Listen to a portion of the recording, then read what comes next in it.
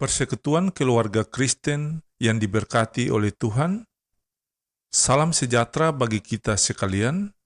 Damai sejahtera Allah Tritunggal yang melampaui segala akal akan memelihara hati dan pikiran Bapak Ibu dan anak-anak dalam Kristus Yesus.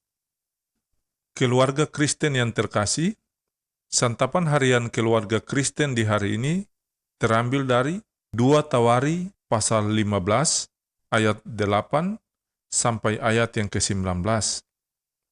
Tetapi sebelum kita membaca firman Tuhan dan mendengar santapan harian firman Tuhan di hari ini, mari kita berdoa.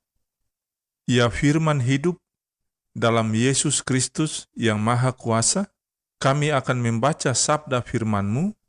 Kami mohon, kuasailah hati kami, pikiran dan rasio kami dengan Roh-Mu yang kudus, agar kami dapat memahami kebenaran Injil Kristus. Amin. Bacaan sabda firman Tuhan di hari ini, 2 Tawari pasal 15 ayat 8 sampai ayat yang ke-19. Beginilah bunyi sabda firman Tuhan. Ketika Asa mendengar perkataan nubuat yang diucapkan oleh Nabi Asaria bin Oded itu, ia menguatkan hatinya dan menyingkirkan dewa-dewa kekejian dari seluruh tanah Yehuda, Benyamin, dan dari kota-kota yang direbutnya di pegunungan Efraim. Ia membaharui mezbah Tuhan yang ada di depan balai bait suci Tuhan.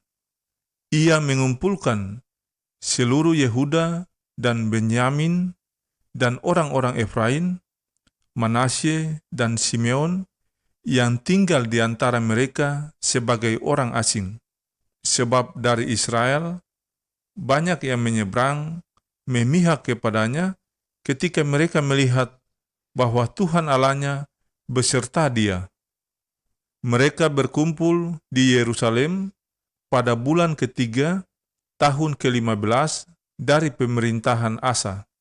Pada hari itu mereka mempersembahkan kepada Tuhan 700 lembu sapi dari jarahan yang mereka bawa pulang. Mereka mengadakan perjanjian untuk mencari Tuhan, Allah nenek moyang mereka, dengan segenap hati dan jiwa. Setiap orang, baik anak-anak atau orang dewasa, baik laki-laki atau perempuan, yang tidak mencari Tuhan, Allah Israel, harus dihukum mati. Mereka bersumpah setia kepada Tuhan dengan suara yang nyaring, dengan sorak-sorai, dan dengan tiupan nafiri dan sangkakala.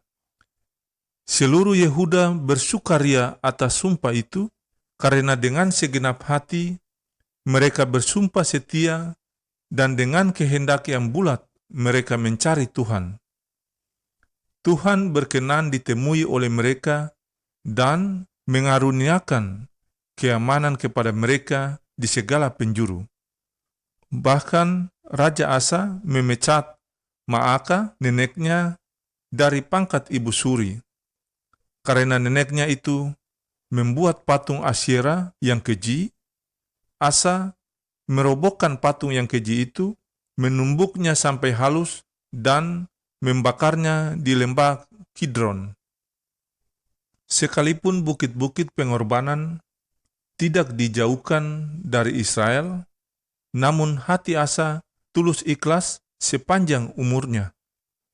Ia membawa persembahan-persembahan kudus ayahnya dan persembahan-persembahan kudusnya sendiri ke rumah Allah, yakni emas dan perak serta barang-barang lain. Tidak ada perang sampai pada tahun ke-35 pemerintahan Asa. Keluarga Kristen yang terkasih, demikianlah sabda firman Tuhan kita di saat ini.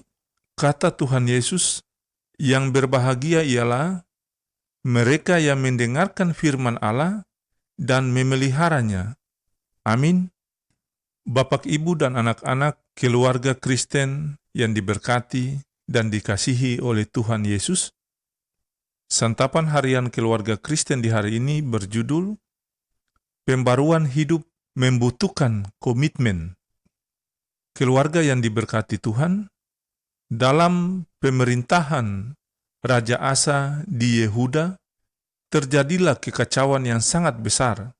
Dikatakan bahwa bangsa menghancurkan bangsa, kota-kota menghancurkan kota-kota, tetapi ketika Nabi Asaria bernubuat dan menegur Raja Asa dan seluruh penduduk Yehuda, ia katakan, "Bila mana kamu mencarinya, ia berkenan ditemui.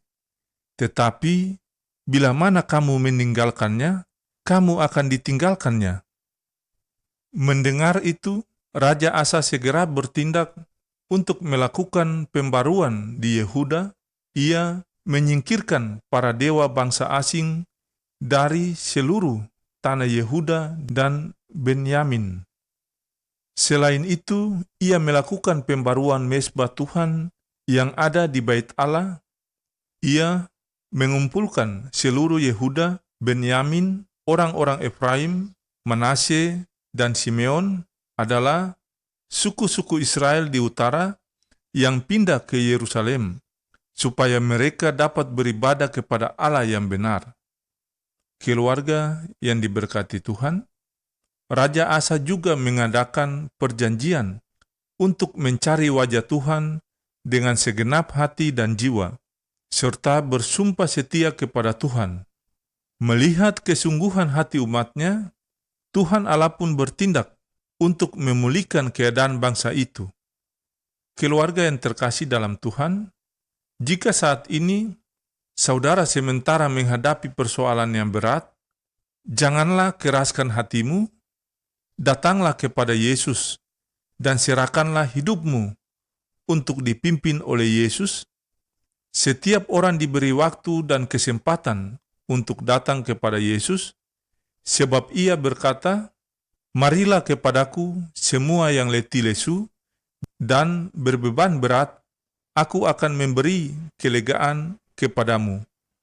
Matius 11 ayat 28.